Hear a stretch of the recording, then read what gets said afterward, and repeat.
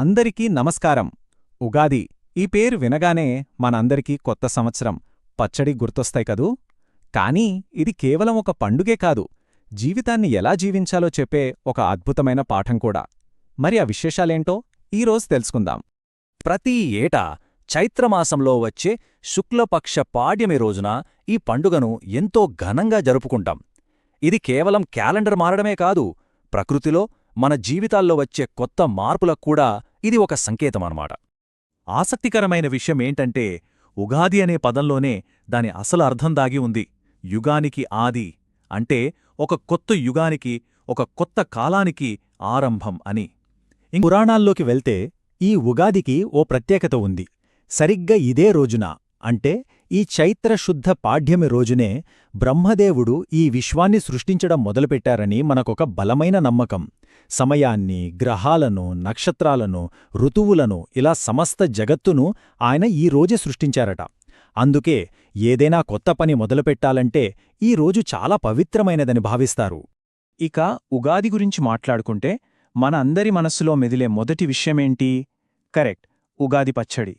ఇది ఉగాదిలో అత్యంత ముఖ్యమైన, చాలా ప్రత్యేకమైన అంశం.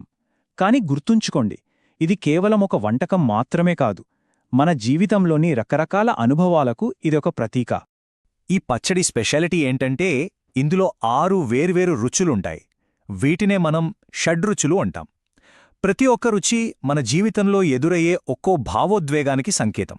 ఉదాహరణకి బెల్లం, దాని తీపి మన జీవితంలోని సంతోషానికి ప్రతీక. వేపపూరులు చేదు, అది బాధను, కష్టాలను గుర్తుచేస్తుంది. చింతపండు పులుపు, చికాకును, పచ్చిమిర్చి కారం కోపాన్ని, ఉప్పు, అది భయాన్ని లేదా కొన్నిసార్లు ఆసక్తిని కూడా సూచిస్తుంది. ఇక చివరిగా మామిడిపింద వగరు, అది మనకు ఎదురయ్యే ఆశ్చర్యానికి ప్రతీక.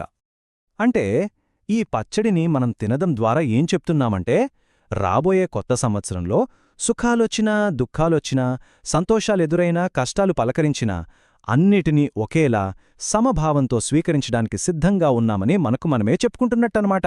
ఎందుకంటే జీవితమంటేనే ఈ అన్ని అనుభవాల కలయికాని ఈ పచ్చడి మనకు గుర్తుచేస్తోంది. సరే, ఉగాది పచ్చడి సంగతి చూశాం కదా. దాంతోపాటు ఈ పండుగ రోజున మనం పాటించే మరికొన్ని ముఖ్యమైన ఆచారాలు, సంప్రదాయాలు కూడా ఉన్నాయి. ఇవన్నీ మన సంస్కృతిలో ఒక ముఖ్యమైన భాగం, పండుగకు మరింత అందాన్ని తీసుకొస్తాయి. ఆ రోజు ఉదయాన్నే లేవగానే తైలాభ్యంగన స్నానం చేసి కొత్త బట్టలు వేసుకుంటారు. ఇంటి గడపకు పసుపు రాసి, గుమ్మానికి మామిడాకుల తోరణాలు కట్టి కొత్త సంవత్సరానికి అచ్చంగా స్వాగతం పలుకుతారు.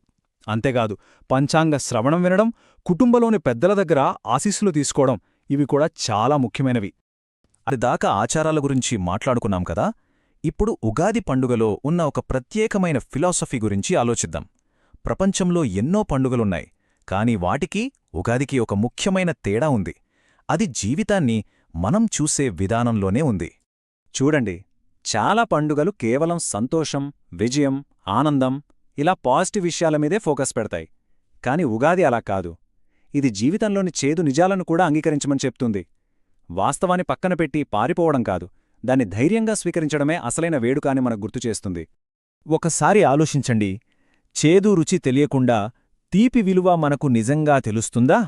అస్సలు తెలియదు. కష్టాలు ఎదుర్కోకుండా సుఖంలో ఉన్న గొప్పతనం ఎలా అర్థమవుతుంది? ఉగాది మనకు చెప్పేది కూడా ఇదే. జీవితంలో వచ్చే ప్రతి అనుభవం, అది మంచిదైనా చెడ్డదైనా సరే, మనల్ని మరింత పరిపూర్ణుల్ని చేస్తుంది, ఇంకా బలంగా మారుస్తుంది. సో ఫైనల్గా ఈ పండుగ నుంచి మనం నేర్చుకోవలసిన అసలైన పాఠమేంటి? ఉగాది మనకొక కంప్లీట్ లైఫ్, ఒక సంపూర్ణ జీవితాన్ని ఎలా గడపాలో నేర్పుతుంది. జీవితంలో ఏదొచ్చినా, సంతోషం, బాధ ఏదైనా సరే, దాన్ని ధైర్యంగా స్వీకరించి ముందుకు సాగిపోవాలని చెప్తుంది. చివరగా ఒక్క మాట, మన జీవితం కూడా ఒక ఉగాది పచ్చడి లాంటిదే. కేవలం తీపి మాత్రమే ఉంటే ఆ పచ్చడికి రుచి రాదు. జీవితం కూడా అంతే. తీపి, పులుపు, కారం, ఉప్పు, వగరు, చేదు, ఈ అన్ని రుచులు, ఈ అన్ని అనుభవాలు కలిసినప్పుడే మన జీవితం సంపూర్ణంగా, అర్థవంతంగా మారుతుంది.